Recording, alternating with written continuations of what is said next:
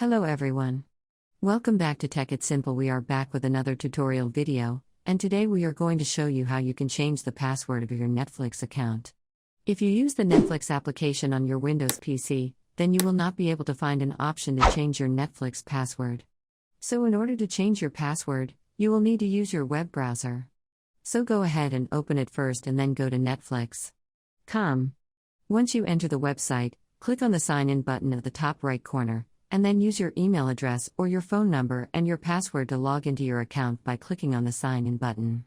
Once you log into your account, you then click on your account icon at the top right corner. And then from the drop-down menu click on Account. This will take you into the Account section. In here you can change your email address, your password and your phone number, as well as cancel your membership and change various other information, so click on the Change Password button underneath Change Email. Then you will be asked to enter your current password. After entering your current password, you can go ahead and enter your new password.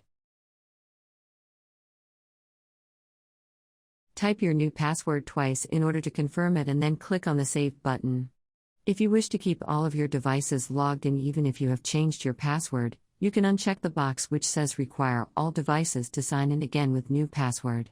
If you leave this box checked, then all of the devices that you are logged in will be asked to enter your new password. When you are done with your desired option, click on the Save button and your Netflix password will be changed. You can also click on the Cancel button if you wish to change your mind. So that is how you can change the password of your Netflix account. If this video was helpful to you, go ahead and give it a thumbs up. Make sure you subscribe to the channel and ring the notification bell as well in order to be notified whenever we post a new video. Thank you for watching.